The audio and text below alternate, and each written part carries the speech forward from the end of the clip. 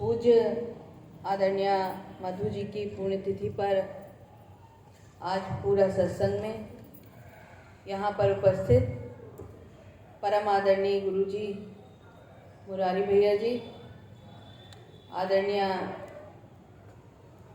मधु जी के पुत्र के रूप में भाई अमित भैया, आदरणीय मंजू दीदी, आदरणीय बहन शोभा दीदी की पुत्रवती के रूप में शिवांगी जी, और हमारे सुशील भैया, भाभी अपर्णा केसरवानी जी, आदरणीय जगदीश भैया, मंगल सिंह जी, तेज प्रताप सिंह जी, पंकज भैया, मुकेश भैया, और जितने भी यहाँ पर जो मैंने शब्द अभी सुना उसको, जितने प्रेमी जन यहाँ पर बैठे हैं और जितने गुरुजन यहाँ पर बैठे हैं, सभी को मैं प्रणाम करती हूँ।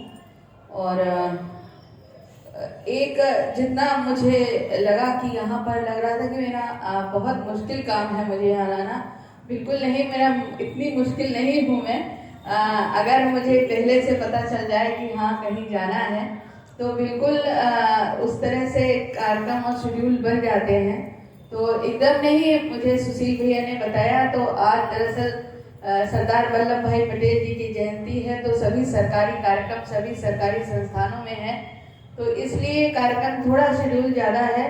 लेकिन फिर भी कि अगर सुशील भैया ने कहा है, गुरु जी से मुरारी भैया से बात हुआ है तो जाना ही है, चाहे थोड़ी देर के लिए ही जाना हो।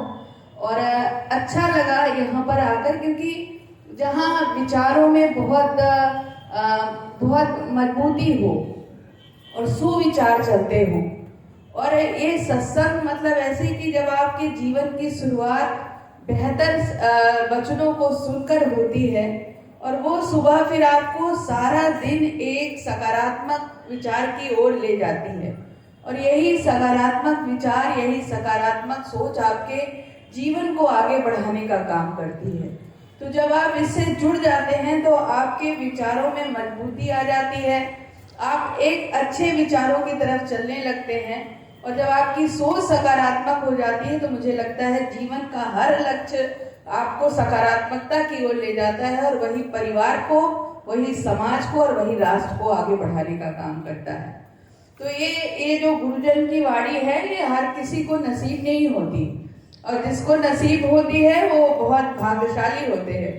तो हम लोग सोचते हैं कि हम लोग थोड़ा कम भाग्यशाली, कि हम लोग रोज रोज नहीं सुन पाते, जब आपका सत्संग होता है तो हम लोग नहीं, लेकिन जो लोग इससे जुड़े हैं उनका लाभ देखकर, उनके विचारों का परिवर्तन देखकर, उनके दिल में खुशी देखकर, जो उनके होठों पर मुस्कान है और उनके जीवन में और परिवार में जो परिवर्तन हो रहा है, वो सचमुच इन अच्छी वाणियों को सुनकर ही, अच्छे विचारों को सुनकर ही आने वाला है।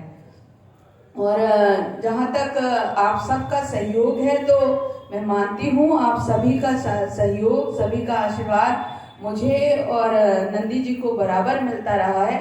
और मैं जब मंत्री जी के चुनाव में भी आई थी तो आप सबका आशीर्वाद मिला था, तब मैं पहली बार सत्संग में आई थी। होता तो हमारे नानी के घर के पास ही है, लक्ष्मी नारायण मंदिर के पास ही, लेकिन मैं पहली बार वहां पर आई थी और सुनकर बहुत अच्छा लगा, और बहुत पॉजिटिव एक रेज होता है, वो अंदर आने लगता है।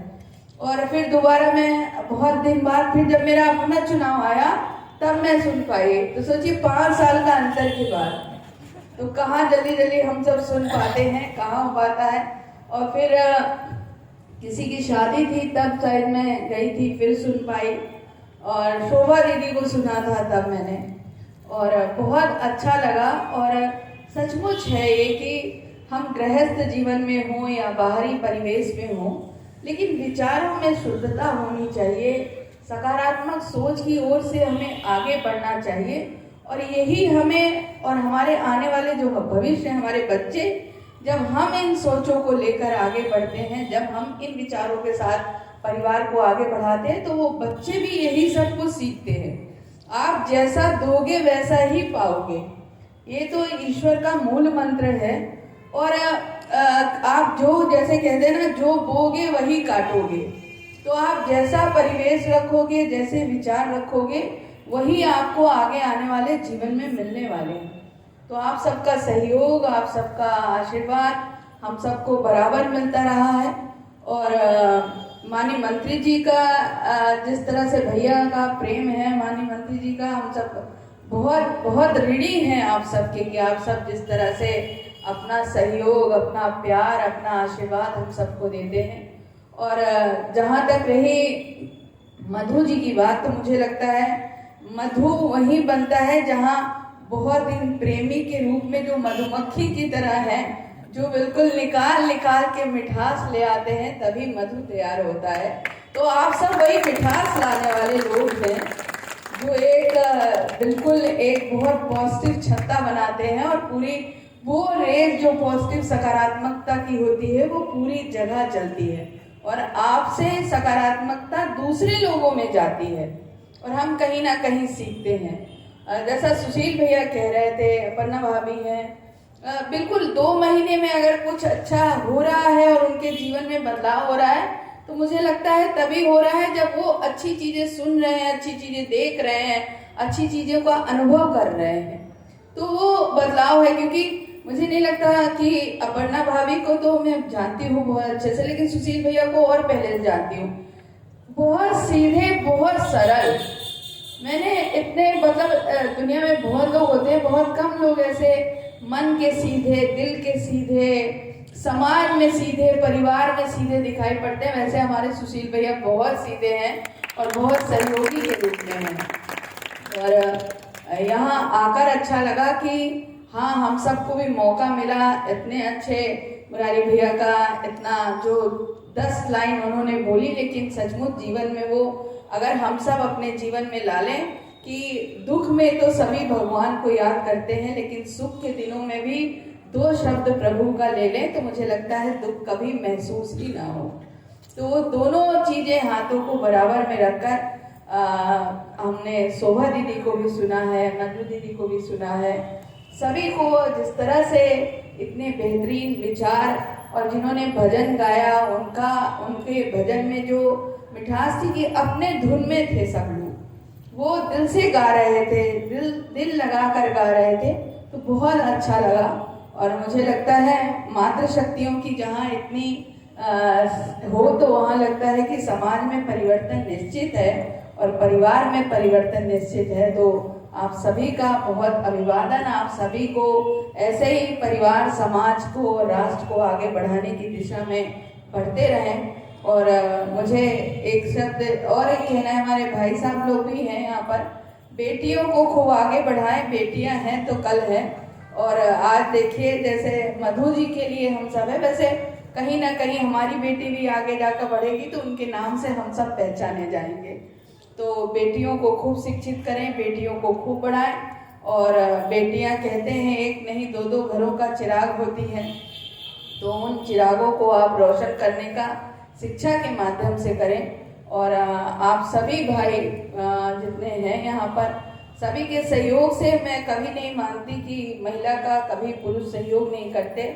दोनों एक गाड़ी के 2 पहिए हैं, जब बराबर चलते हैं तभी जीवन में बहुत खुशहाली होती है। तो मैं मानती हूँ, लोग कहते हैं नंदी जी आगे बढ़ रहे हैं तो उनके पीछे एक सफल महिला है। मैं मानती हूँ मैं आगे चल रही हूँ तो नंदी जी का भी पीछे सहयोग है। तो सहयोग के बिना हम दोनों नहीं चल सकते। तो परिवार में पति पत्नी एक दूसरे के सहयोगी हैं, जब तक दोनों नहीं चलते परिवार बेहतर नहीं चलता। तो कहीं कोई किसी से कमजोर नहीं है, बहुत मजबूत है। और महिलाएं ज़्यादा मजबूत हैं क्योंकि आप जीवनदायिनी हैं, और जब तक आप ना चाहें धरती पर जीवन नहीं हो सकता। तो आप जीवनदायिनी हैं, आप सबसे मजबूत हैं। तो आपका विचार, आपका मातृत्व, आपकी ममता, आपकी सहानुभूति जो ईश्वर ने आपको दी है वो किसी और में नहीं दी है। तो आप कभी अपने आप को ना सोचे कि हम कमज़ोर हैं। एक घर भी चलता है तो आदमी कहता है जब तक महिला नहीं होती तो घर नहीं होता। तो आप अपने आप को समझने की कोशिश करिए कि आप क्या हैं, और कभी ऐसा नहीं सोचे कि हम किसी से कमज़ोर हैं। ईश्वर ने बराबर दिया है, तो आप भी अपनी काबिलियत पर, अपने विचारों पर, अपनी मजबूती पर, अपने आप पर भरोसा करके आगे चलने का काम करें। और बहुत अच्छा लगा।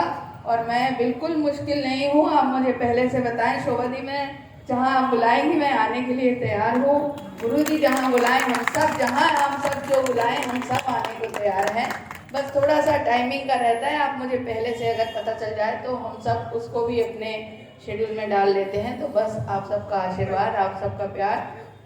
और मधु जी ने जिस तरह से एक परिवार को संगठित सत्संग के रूप में किया है, सचमुच ऐसी महिलाएं बहुत कम होती हैं जो इतना बड़ा परिवार संजो के रखती हैं। तो मैं उसके लिए उनके चरणों में नमन करती हूँ और गुरु जी को सत सत प्रणाम करती हूँ।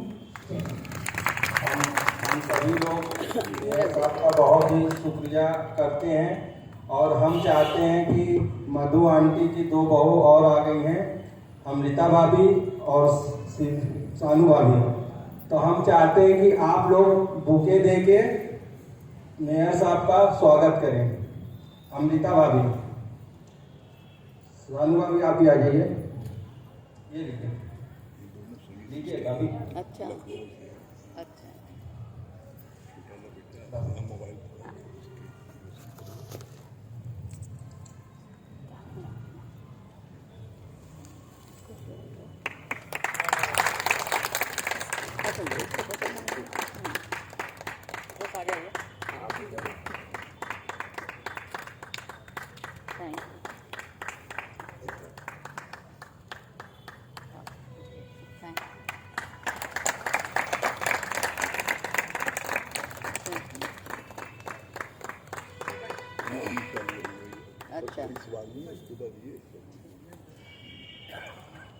और हम लोगों को बीच में आगमन के लिए फिर से बहुत बहुत धन्यवाद।